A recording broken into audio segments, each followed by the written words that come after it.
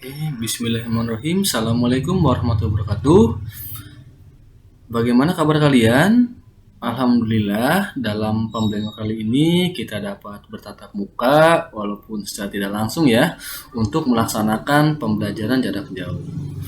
Perkenalkan, nama Bapak Sepriana. Di sini Bapak akan mengajar pelajaran bahasa Indonesia. Oke, sebelum kita ke materi, mari kita berdoa terlebih dahulu. Berdoa, mulai.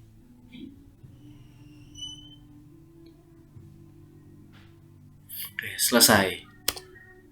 Dalam pembelajaran kali ini kita akan belajar mengidentifikasi dan menyimpulkan teks laporan percobaan ya. Nah, apa sih tujuan pembelajaran kita hari ini? Yang pertama, setelah mengikuti proses pembelajaran, kalian diharapkan mampu memahami pengertian dan ciri teks laporan percobaan. Yang kedua, kalian mampu menentukan informasi dalam teks laporan percobaan. Dan yang ketiga, kalian diharapkan mampu atau bisa menyimpulkan informasi yang terdapat dalam teks laporan percobaan. Oke, inilah materi yang akan kita bahas dalam pembelajaran daring kali ini. Ya.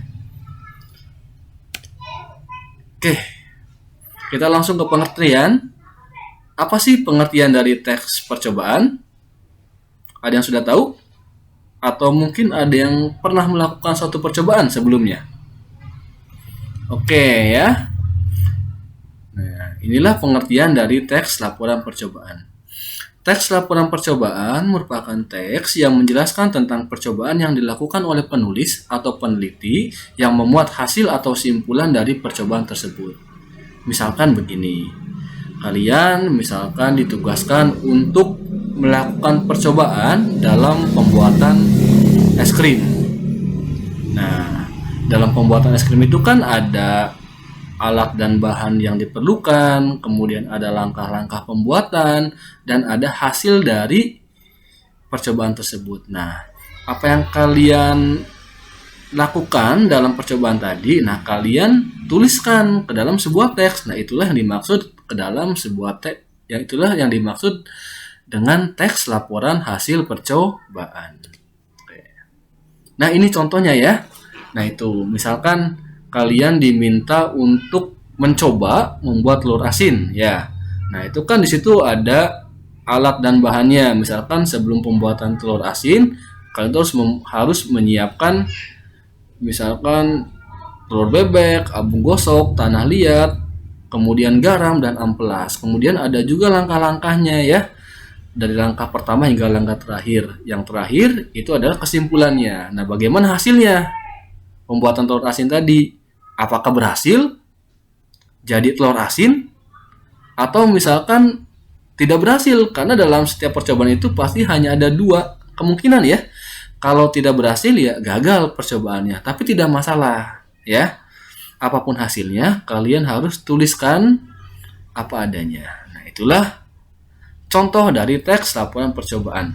Nah, ini dapat kalian baca sendiri ya, nanti tinggal di pause saja videonya, untuk lebih jelasnya kalian dapat baca sendiri. Nah, kemudian kita masuk ke ciri-ciri. Ada beberapa ciri-ciri dari teks laporan percobaan. Yang pertama, teks laporan percobaan itu menuliskan hasil percobaan. Ya iyalah ya, namanya juga teks laporan percobaan. Pasti isinya tentang hasil dari suatu percobaan, mulai dari awal hingga akhir. Itu yang pertama. Yang kedua, teks laporan percobaan itu bersifat objektif atau sesuai fakta. Jadi misalkan begini, misalkan kalian diminta untuk mencoba membuat telur asin. Nah, ketika di akhir itu, misalkan Pak, telur asinnya kok tidak asin misalkan ya tidak masalah. Ya kalian tuliskan hasil percobaannya. Kalau misalkan gagal dalam pembuatan telur asinnya, ya tulis saja gagal atau tidak berhasil ya.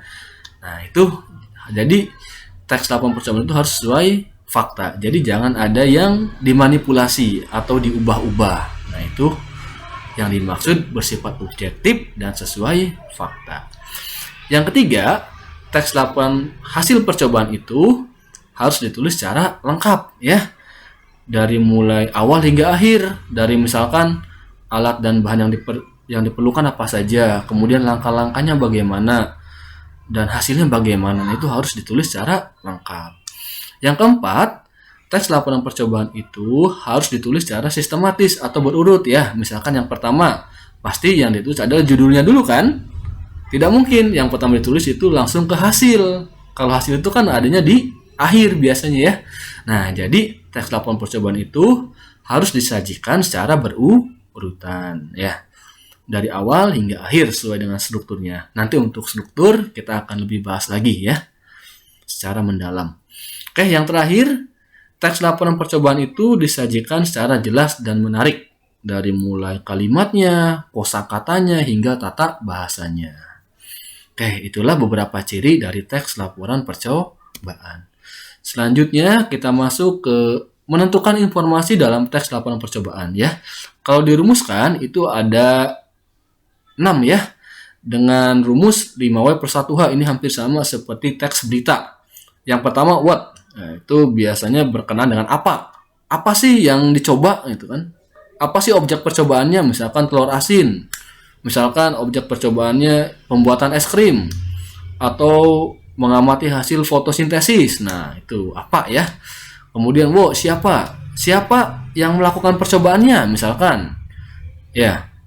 Misalkan kalau kalian yang melakukan ya berarti ya kalian gitu ya, ditulis namanya siapa saja yang melakukan percobaannya. Kemudian mengapa? Misalkan dalam percobaan membuat telur asin tujuannya misalkan mengapa dilakukan percobaan? Karena ingin membuat telur asin yang enak dan bergizi misalnya. Itu kan maksudnya ke dalam tujuan. Kapan? Nah, kapan waktu percobaannya? Dalam pembuatan telur asin tadi diperlukan waktu berapa hari misalkan ya, misalkan dari tanggal 1 Januari sampai 7 Januari ternyata. Nah, itu ditulis kapan percobaan itu dilakukan. Kemudian where, di mana ya, tempat percobaannya di mana kalian membuat telur asin, misalkan apakah di sekolah, apakah di rumah. Nah, itu harus jelas di situ ya. Kemudian yang how atau bagaimana langkah-langkah percobaannya, nah, bagaimana step-stepnya. Nah, itu juga harus disajikan secara utuh dan jelas. Kemudian kita masuk ke dalam membuat kesimpulan ya. Nah, yang pertama sebelum membuat kesimpulan, kalian harus bisa menentukan dulu informasi yang ada dalam teks laporan percobaan. Misalkan objek yang dicoba apa misalkan ya. Kemudian siapa yang melakukan percobaannya, kapan waktu percobaannya, mengapa percobaan tersebut dilakukan, dan bagaimana hasilnya. Nah, setelah kalian bisa menentukan informasinya, nah baru kalian bisa menyimpulkan informasi dalam teks laporan percobaan ya. Jadi diringkas atau disimpulkan. Nah, itu jadi ini ya cara menentukan informasi dalam teks laporan percobaan. Nah, untuk lebih jelasnya kalian nanti tinggal pause saja video yang Bapak sampaikan kali ini, kemudian kalian baca ulang secara lengkap di situ ya. Oke. Nah, ini tugas ya. Tugasnya kalian baca teks laporan percobaan ini, yaitu tentang percobaan membuat telur asin. Kemudian kalau sudah, kalian catat informasi yang ada dalam teks ini. Misalkan objek apa yang dilakukan percobaan, misalkan telur asin gitu ya.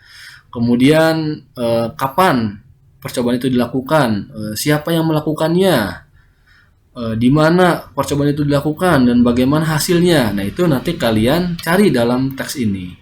Ya, kalian akan bisa menjawab pertanyaan nomor 2 kalau kalian sudah bisa membaca teks ini secara teliti. Nah, kalau kalian tidak membaca teks ini, pertanyaan di nomor 2 tadi sampai kapanpun tidak akan bisa kalian jawab ya. Yang terakhir, nah kalian tinggal buat kesimpulan ya, disimpulkan ya informasi yang kalian dapatkan tadi. Silakan kalian simpulkan. Tugasnya kalian catat di kertas lembar atau di buku catatan, kemudian difoto. Nah, nanti hasilnya tinggal dikirim ke WA Bapak ya. WA-nya nanti akan Bapak sampaikan di grup.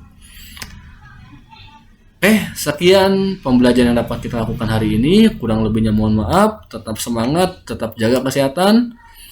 Ya, wabillahi taufiq wal hidayah. Assalamualaikum warahmatullahi wabarakatuh.